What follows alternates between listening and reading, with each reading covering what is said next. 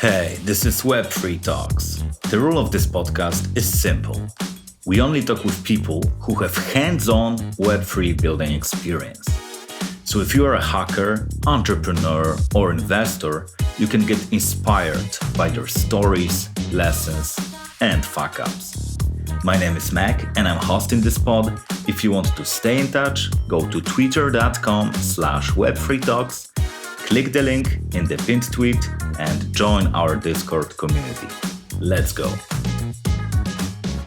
There has not been any episode for quite a long time because I've been traveling. I've been to Miami, Austin, New York, and also in Palm Beach on a permissionless conference. And all my traveling was focused on the crypto/Web3 space. And in New York City, I finally had a chance to meet Geoist, who I knew from one of the Discord channels. And he has shown me his tool in action, the tool that he's been working for a long time with Leonard, one of the second co-founder. And this tool is named IDRiss, and it's a tool that on surface just lets you link your wallet address to your email, Twitter handle, or phone number. But when you dig deeper, it's much more. So we'll talk a lot about it. But before we get into the story behind the product, let's start with the traditional warm-up. So guys, how you ended up in the crypto space? Yeah, first of all, thanks for inviting us. For me, it's my first podcast ever. So happy to have this new experience with you guys. How I got into crypto. So it was summer 2017. One of my friends from Scandinavia introduced me to Steemit, the blockchain social platform. And at the beginning, I was just slightly interested. There was a lot of skepticism, but the more I was learning about crypto, the more conviction I was getting. And in the next years, I was focused on running a hard tech startup, building up dev skills on the side. It's one of my hobbies since my teenage years.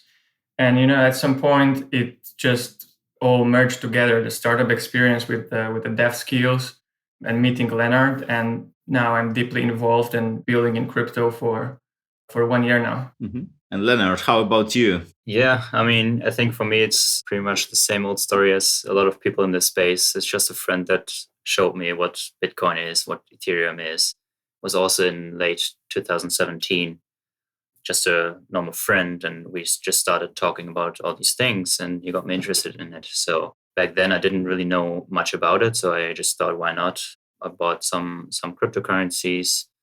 I must admit, not one of those big ones, but smaller projects that are from our area. And that's my first interaction with crypto. But then since last year when I met Geoist, I think I got more into this whole technical aspect of it and how it all works. I've always been interested in the technical aspect because I'm from my background more in the research area of data science. So I've always been interested in that. But for a year now, I've been deeply involved and working on this. Mm-hmm. So you're basically two tech guys when it comes to your experience. I'd say so, yes. With some business background, Mm-hmm. The hard tech startup experience was very useful. Mm-hmm. Okay, great.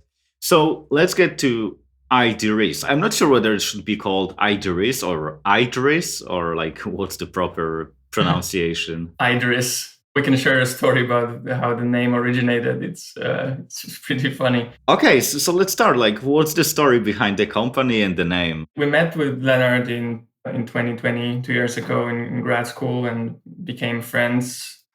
We're spending a lot of time together, even traveled to some interesting places in the US.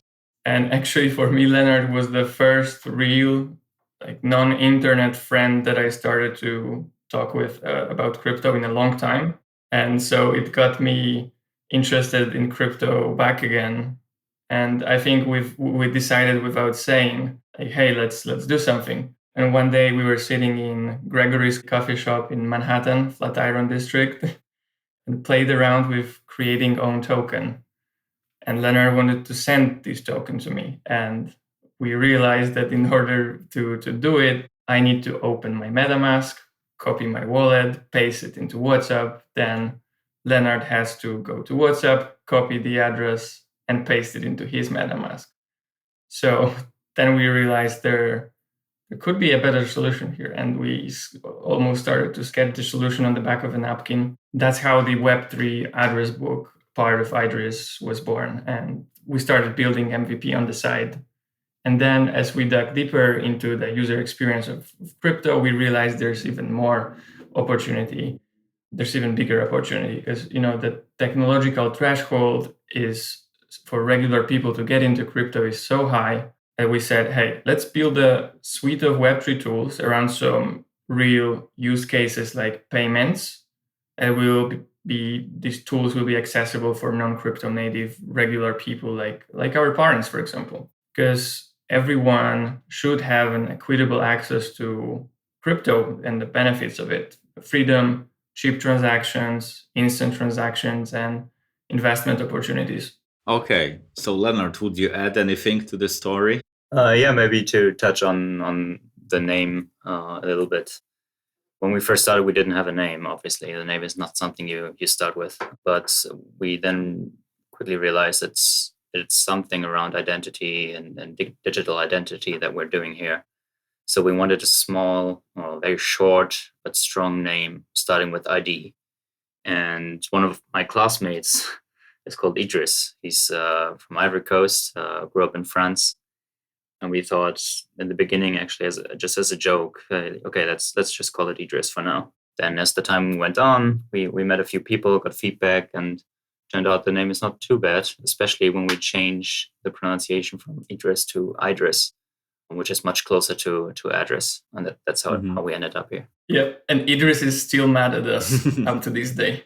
Yeah, maybe one day he'll be famous, I like this name because it's pattern breaking. I mean, like, it doesn't sound like all the other crypto names that are pretty, everything sounds very like Aave, Flow, Celsius. Like, these are like very soft names.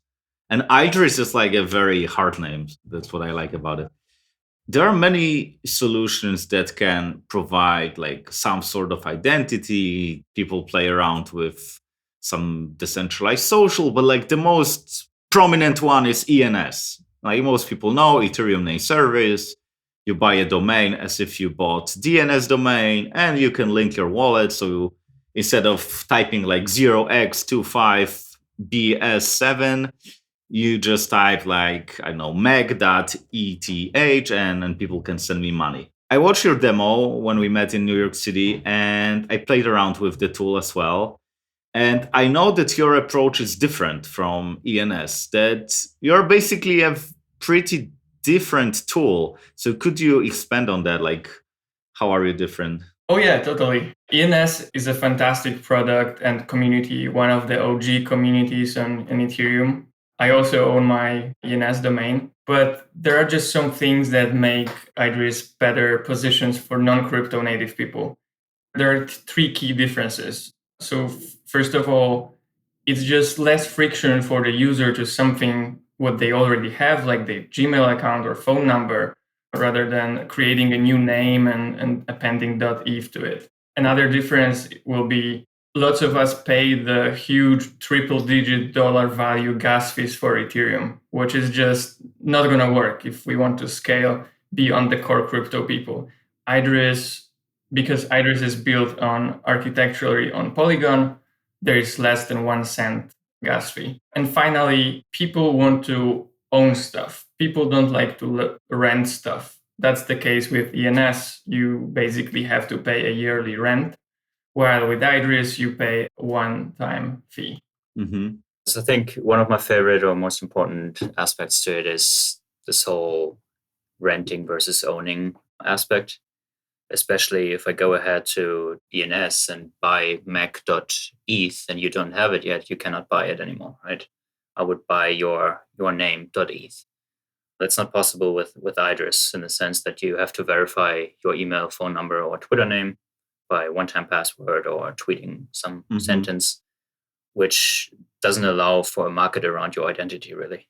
If you're not fast enough, you cannot own your identity. That's not really a good definition of identity in our opinion. Yeah, I think it is a problem of this. I think it's called squatting, where people just buy different domains and just try to sell it. And it's such a big pain in the ass in the DNS world, where you want to buy a domain and there are like so many companies that are just buying all the coolest names and just try to resell them at 100x profit. So I think it's really interesting that you are kind of, what you do is you take current identity that people have, email address, phone number, Twitter handle, these are identities, and you just add a link to the wallet to the identity they already have. And in the ENS, I kind of have to build my new identity with this mag.eth, because like people need to learn, okay, so this is his new address, I need to use in some places. And with email address or phone number, there's like less friction. It's kind of like a fintech experience. Like if I have someone's phone number, I can send them money on Venmo or Revolut. I don't need their account address or anything like that. Totally, it makes sense. It's like you can think of it as a Web 2 to Web 3 address book, right? Yes, something that's kind of like a bridge between these two worlds. The thing is also that, with IDRiss, it's more, I'd say, stealth mode in that sense. If you have your ENS, you see a lot of people on Twitter having their username as their name.eth. So what we do is, in that sense, a little less sexy, actually, because people cannot show it off, right? They cannot show off, hey, my Twitter name now is my wallet address. There's nothing to the Twitter name to show it off. I think it was a very smart, also growth tactic to make people add this ETH to their Twitter handles, because when I first seen it, I was very curious, like, what's that? And then I learned there's something like ENS. We also saw that a lot of people add .eth to their name without even owning that ENS name, or without the ENS name even existing. We look up the ENS names and we see that it's not even registered. So some people add it to their name without even knowing what it actually is. Yeah, that's true. If I could expand on the differentiation between IDRiss and ENS is, first of all, part of our thesis is that there's not going to be a one winner takes it all kind of thing, but rather a range of products like ENS, Unstoppable Domains, IDRiss, and others that will work across different use cases in a complementary way. And I'll throw a quick example where IDRiss to Twitter connection works perfectly. For example, governance platforms. If you're delegating your vote to someone on Snapshot, for example, you don't want to delegate your vote to 0x123. You would want to know more context about this person. So with IDRiss integrated, you would just go to someone's Twitter profile, check out their posts, or even reach out to them. That's the use case for IDRiss. And beyond that, IDRiss, the Web3 address book, is just one part of IDRiss. We're building a whole suite of tools on top of it. Okay. We will get to that. Definitely, I have this question on my list. But I would like to ask you about one thing that's not clear to me. Like, let's say I bought IDRiss domain, which I did. I have linked my Twitter handle with IDRiss. But let's say someone got access to my Twitter handle because, I don't know, they hacked me or whatever, or I just, left my computer open. Can they open my wallet, or is it just like, what could they do if they get access to my email address or Twitter or phone number? Nothing really. Once you connected your wallet with your Twitter name, there's this connection between these two, right? But the wallet that paid for the transaction in the sign-up process is the wallet that has the power to delete a link or change the owner of a link, or set up a reverse record, which is helpful for the DAO dashboard example that Geoist just talked about. So the Twitter name itself has no power about the wallet that you connect. Okay. So it's all about wallet. Like if they don't get access to my wallet, okay, sounds very safe. I know that like today you have over 800 users that paid their $10 for IDRiss and 3,500 addresses in the registry. And could you share how have you acquired them? Like, let's go back in time. You have 0 users. What do you do? Yeah, I think was definitely an interesting time in the beginning. As a new project with 0 followers on Twitter, what do you do, right? What we did is we really just jumped around conferences in real life, talked to people, showed them our project, and onboarded them on the spot. In the beginning, everything was still free, so there was no threshold here. But there's actually one funny story. I think it was in the summer, even last year. I picked up Geoist from the barbershop, and he was walking out of the shop with someone talking about Ethereum and blockchain, just because they sat next to each other getting the haircut. And that was actually someone that we then signed up as one of our first customers at the barbershop directly.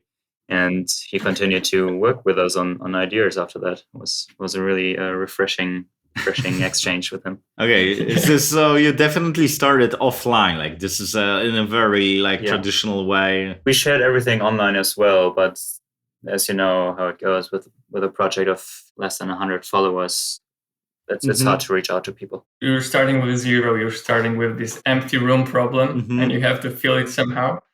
So things like just Leonard mentioned help definitely. And because in this early stage there are not big numbers yet, we were pretty much able to attribute the peaks in registration to some single events, even as small as some posts on Twitter. And I think the first big peak we had was in February during the ENS drama with Brantley. It was just lots of people just wanted to leave or find alternatives, and we just basically said, "Hey guys, there are alternatives," and we observed a nice wave of registrations back then. Or another thing was sometime during ETH Denver, we made some community initiative, rewarded users who invited other Discord users with some symbolic tiny sum of Matic. And that was apparently picked up by... I think it was a Chinese community back then that joined us. I think the second peak was ETH Denver, right, in February this year. We had a peak in more specifically Discord invites because we had this community initiative to reward invites with some symbolic sum of Matic, which is our native currency at IDRiss. And the way we got the word out was, I think, through ETH Denver, because again, we were walking around in real life, signing people up. But every time someone signs up, they would have to tweet, "Hey, I'm verifying my identity with IDRiss," and so on. So that's how people saw that even bigger names were tweeting about IDRiss, Yeah, and another peak was, I think, when we released our public mission statement, where we are saying basically, hey, over the long term, IDRiss will decentralize as a protocol, and we will share the ownership with the community. So that was also picked up and circulated quickly, and we observed some peak of registrations. And even bigger one, the biggest so far we had, there is this key trigger word on Twitter, which is drop your wallet address, drop your ENS. We just went viral, and we had the biggest peak of registrations and website visits in the history of the project. One thing we did when we looked for the ways we can grow the registry is after Twitter announced the NFT profile picture functionality, we scraped everyone's name and profile picture from everyone that was following the Twitter Blue account at that day. I think it was about 90,000 people. And out of the 90,000, around 2,500 people, I think, or 2,000 people were fast enough to upload an NFT profile picture. And with that, we actually had a way to verify someone's wallet address. Because, as we just said, you can upload anyone's ENS name as a username. It doesn't verify that you own the wallet address. But if you have an NFT profile picture, you can click on the picture and go to OpenSea and use the blockchain functions that we all know and look at who owns this NFT. So we scraped all the data to get some kind of starting point and added them to the registry.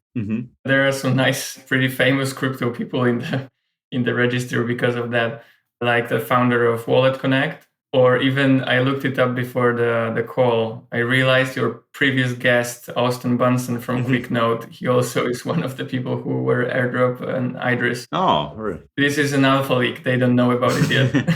Okay. We're going to announce it soon. Okay, great. So it looks like you've done a lot. Like you started offline with like this very manual doing things that don't scale and just getting people on board.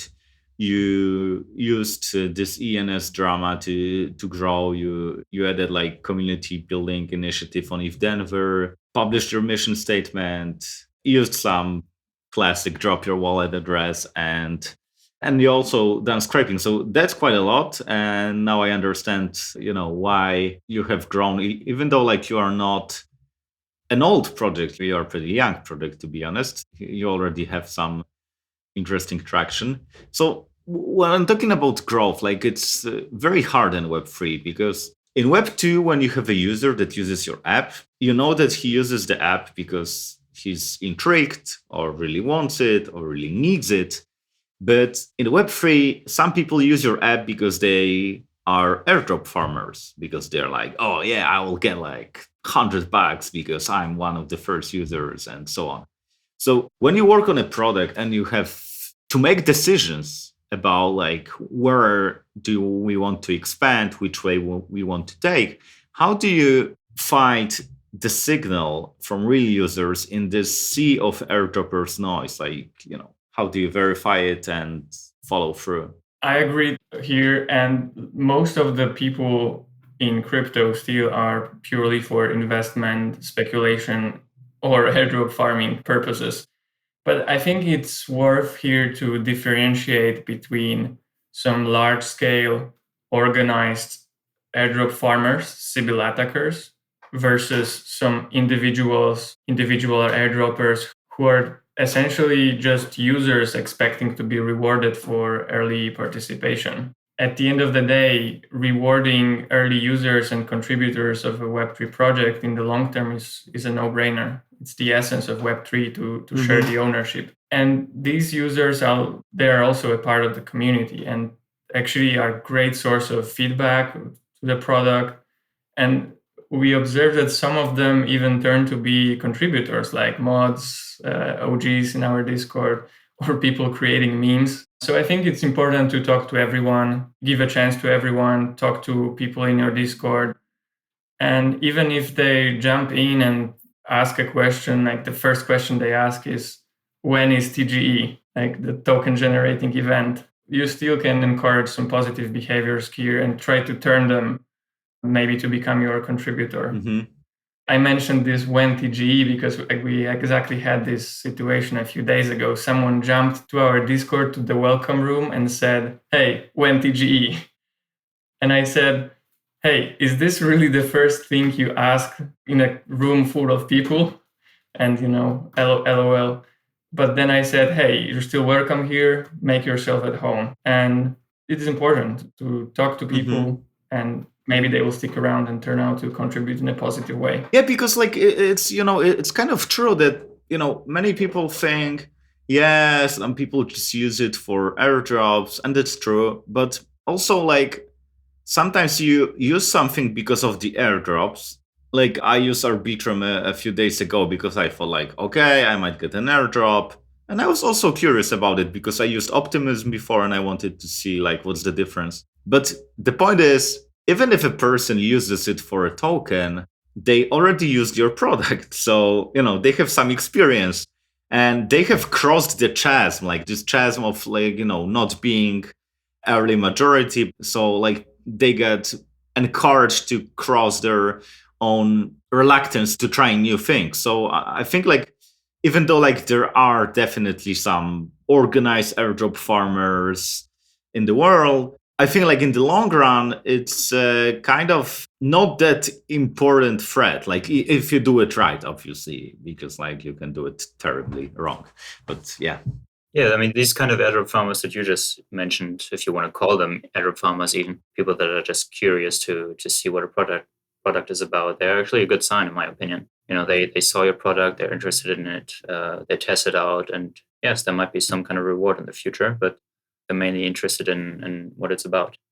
And generally, as a project, I mean, airdrop farmers are everywhere. You probably cannot go around them, but we have seen some kind of, I would say decline even in these organized activities with the markets being down right now. I guess it's much more interesting for them with markets and all-time highs.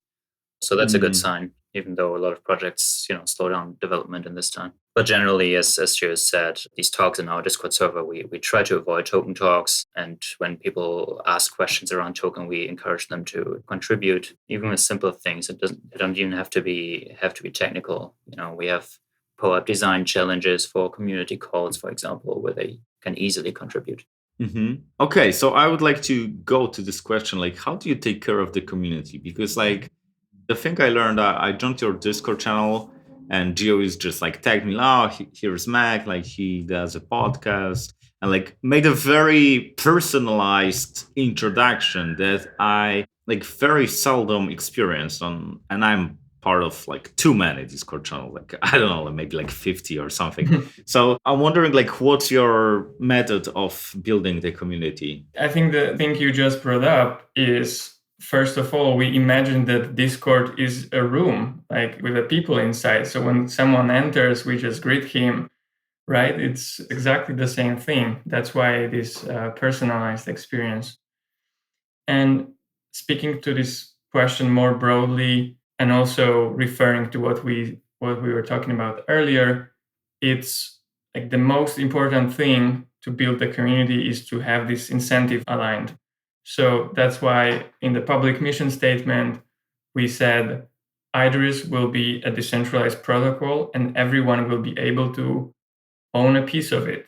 And this is the thing that makes people basically volunteer now, because all the work that is being done by mods, by OGs, it's all volunteering work now that wouldn't have been done without the expectation of owning a piece of IDRiss in the future. Another thing I would say is the way of communicating. I don't know if you've seen that graphics somewhere talking about how to build a community, but on the one hand, you have this huge megaphone, right? One person with a megaphone talking to a group of people. Mm-hmm. Or on the other hand, you have this group of people chatting together. Mm-hmm.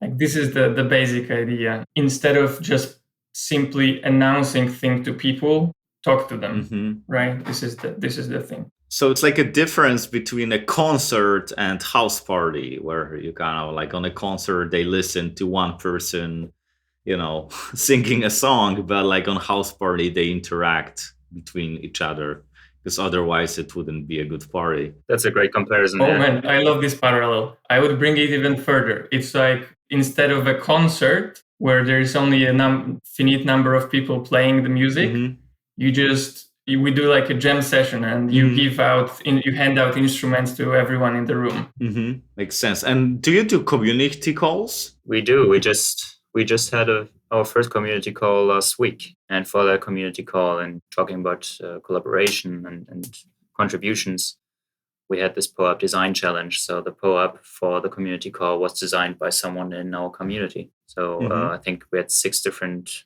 designs up for a vote, and there was a voting period of a couple of days, and then the winning design is now submitted to POAP XYZ. And just coming back to the community aspect of it again, when we build the product, it's not us building what we think is right. For example, we have this one channel in our Discord server that is open 24 hours in a voice channel. So people can always jump in and ask questions if they want. We have a proposal channel in which people can say, hey, can you please add website abc.com, in this case it was POAP XYZ, to the supporters of the browser extension. So we ask people in our Discord server what they want to see. We develop what they want to see. And if they want to develop it on their own, they're welcome to do that. Okay, sounds interesting. So how big is your Discord community right now? Well, how many people do you have? It's around 2,000 people right now. Oh, that's a lot.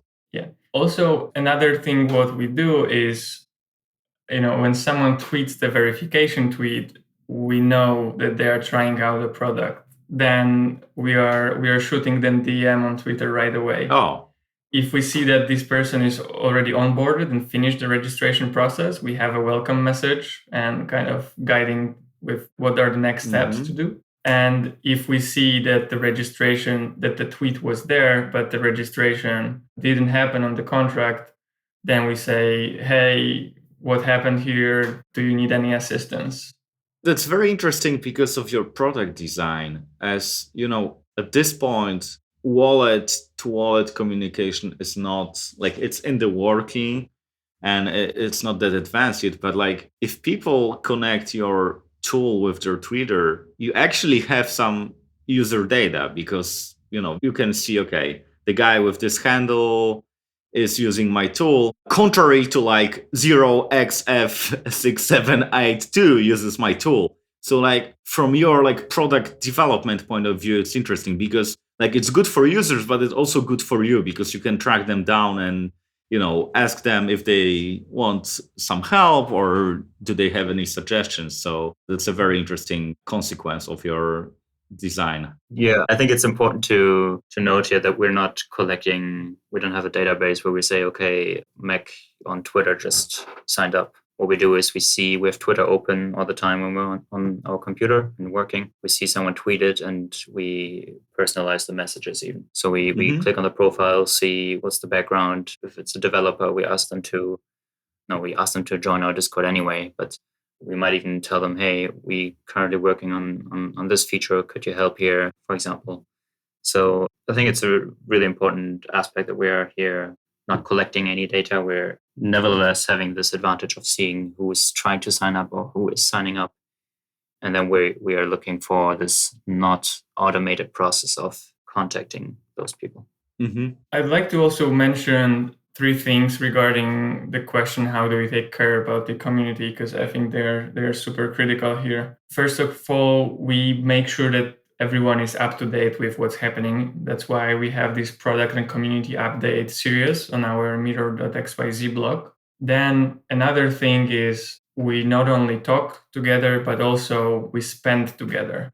So we're doing an experiment currently. Mirror.xyz released this feature of letting to mint your blog article as an NFT. Mm-hmm. So what we will do is we will let 100 people own a piece of the first historic product and community update. So the funds we raise from this, we are going to run a proposal contest in our Discord, and the best proposal will be able to decide on how these funds are being spent. And also a smaller thing that also matters a lot, and we see people value it, is decide together on some small things like giving an OG role to people on Discord. So the current OGs can nominate other OGs, basically. Okay. And we get tons of appreciations for that from people. Okay, great.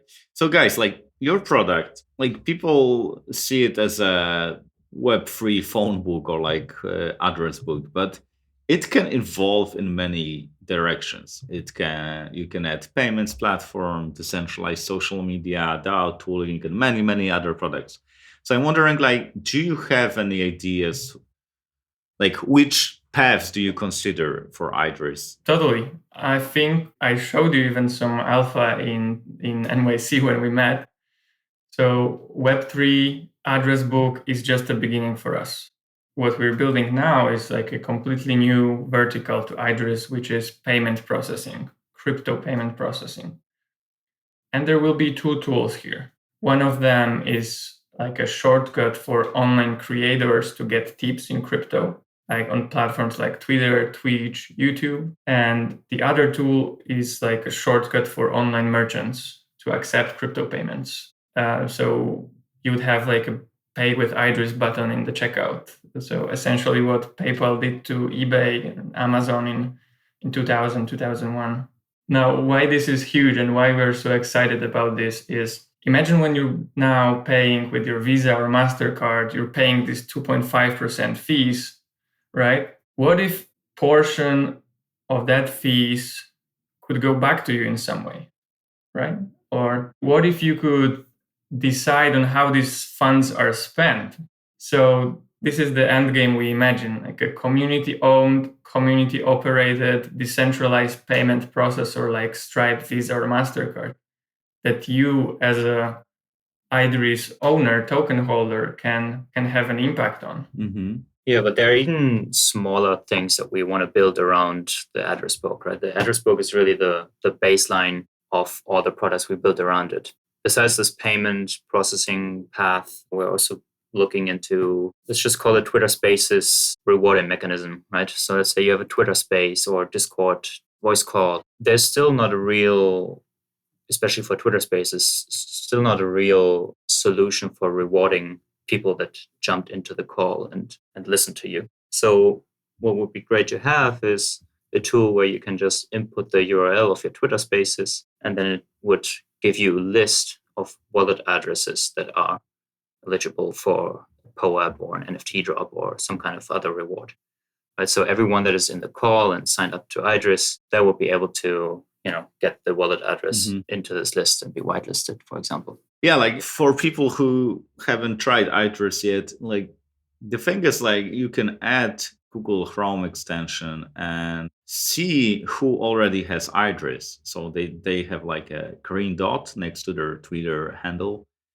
And what you guys are working on, as far as I understand, is that, like, if I click that dot, I could send someone, like, I don't know, like $1 because I like their post. So yeah, you could kind of like integrate these tools that are already there, like Twitter, Twitch, and so on, and just add this like one click tipping. Exactly. Yeah.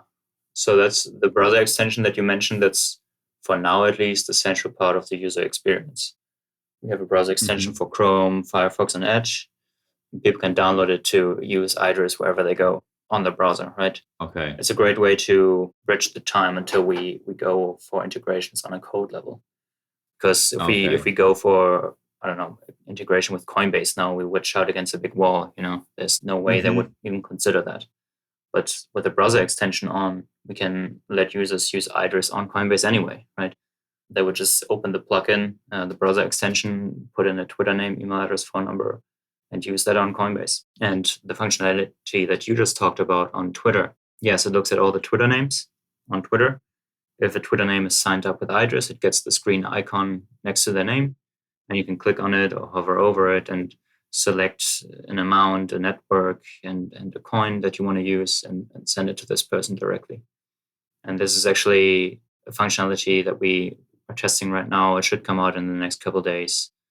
As always, test responsively. But we're looking at a version of this to be applied also to Twitch, for example, which is much more tipping native. Expanding on Leonard's point here, we are aware that Twitter is not the biggest tipping market, but we are doing it for the whole crypto Twitter exposure purposes. But as Leonard said, we are moving to some bigger tipping markets like Twitch, streamers, gamers. Okay.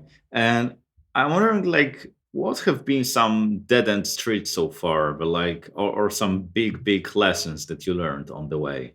I think it's not necessarily dead-end street, but one thing we faced was, especially in the beginning, and I think that was more a problem on my side here. We worked on the technical aspect first. It worked, and then we wanted to get it out there, right? So we built a website, and this is where it started. We were under the impression that this website has to be perfect because it's customer facing. We spent hours and hours and days and weeks on figuring out what's the right color for this button, what's the right font type for this page, what margins should the button and the text have, all these things. And then once we were satisfied, we put it online and let people use it. And what can I say? Not even a month later, we had a completely new design. So don't do that. Build a version that works, put it out there, get feedback from your users, from your customers, because you're going to change the design anyway. I think since we started, we have 2 or 3 new designs, and in the next year, we'll probably change the design again. So yes, the design is very important. It's the user experience that counts. But to test your product and to get user feedback, just get it out there with the first working version. Yeah, that's true. Like, I took part in design of many websites, and like over delivering the first version is a very common problem. Like, in your case, at least there were like 2 people, not like 25, because sometimes it gets even more complicated. Okay, guys, so we are heading to the end. So I have a few questions that I always ask. The first one is, what was the most mind-blowing Web3 project that you have seen so far? For me, I'd say I think I would say Gnosis Safe right now, just because I love how it works. We use it for everything we do as a multi-sig, all of our funds. It's great that you can just initiate a transaction and tell the other guy or the other guys in this case, hey, can you please look at it? Is the transaction correct? And confirm it once it is. It's really like you can think of it as a shared bank account in that sense. And we actually looked into that possibility as well. Let's say you link your Twitter name or email address to your safe, and you would be able to transact with any wallet you want, your MetaMask on your phone, your Rainbow on your phone, your Tally Ho wallet on your desktop computer, different wallets, but from one shared bank account. That's really something that has a lot of potential, I think. Yeah, I'm also a big fan of this tool. Like I know it only from from the outsider perspective. I haven't used it. I haven't been like a multi-sigger yet, but I know how it works, and I will be glad to try it once. Quickly, from my perspective, I fell in love with EmpireDAO concept, a place you visited when you were in NYC. TLDR, it's a Web3 native co-working space right in the heart of Manhattan. So it's a group of people who collected funds, built a DAO, and rented a landmark, I think, 5-story building and turned it into a Web3 co-working space, which we have pleasure working from. And the number of great people we met there is just amazing. So what has been the funnest thing that happened? Something that made you smile, laugh, or just blew your mind in a positive way? So there is this project called 101.xyz. Basically, it's a simple courses online that give you crypto rewards, NFTs. And we launched a basic course for getting familiar with IDRiss there. We launched it just as an experiment. So there was some simple ID certificate of completing the course as NFT that could be collected by people. And after like 2-3 hours, we've seen, 50 people did the course and claimed it. And we are checking back in a few more hours, 800 people. And at that point, we had like 400 people in our Discord. So we were super surprised. But then we're checking back in a few hours and it's 5,000 people claiming the badge. So we did some post-mortem with team from 101xyz, and we realized it was just an organized airdrop farming attack. And team was even able to localize the traffic came from Indonesia. And he even found a post in some Indonesian farming group that people were sharing answers to this quiz, like some super basic quiz. Okay. Yeah, that was funny because it also drained their faucet, I think, within a few hours, because they let you mint the NFTs on Polygon, so they pay for the gas fee. That stopped their site from working for a while. Yeah, each NFT minting, I think it's 1 cent. So we 5,000 mint. We told the team, hey, whenever you are in New York City, we owe you a pizza. Yeah. Okay. So, guys, if people would like to learn more about the product, where should they go? Is it like a website, Twitter, Discord? Yeah, I think the website and then Discord is a good place to start. From our website, you can go to our docs as well and GitHub, and everything is linked there. But on Discord, you can always just shoot your questions and even jump on a call with us. We're always there. Okay, and what's the address of the website? It's IDRiss, IDRiss.xyz. Okay. And the Twitter account is @IDRiss_XYZ. Okay. And from there, you can quickly find a link to our Discord. So jump in, talk to us. Maybe you will want to contribute. Okay. So, guys, the last question before we end, do you have any ideas for a person that I might invite next? Someone who is a builder like you that might be open to sharing their story? Oh, yeah, definitely. I think Leonard will agree here with me that you should invite Matt Luongo or Chris from Tally Ho Wallet. Quick TLDR about them. They basically said, hey, MetaMask is no longer an open source wallet since August 2020. And, they have all these big, huge companies in their cap table, like MasterCard and JP Morgan. They said, hey, let's build a community-owned and operated wallet, open source wallet. And these guys are just the best community builders we've seen in the space. You should definitely talk to them. Definitely. And as a second person, I would probably add Tim. We just talked about him from 101XYZ. It's a really important project in my opinion, because it's, more on the educational side. And as you know, there are a lot of bad actors in this space. So it's very important to have projects like his to educate people on security. Okay, guys. So I will note that down, and thank you a lot for coming today, and see you somewhere. And if you people would like to check out the IDRiss, go to their website, see how after this hundreds of hours and iterations, how does it look like? It looks good, in my opinion, and it's very clean when it comes to understanding what this IDRiss is for. So definitely check it out, and have a good day. Thank you. Appreciate your feedback. Thank you. Thank you, guys.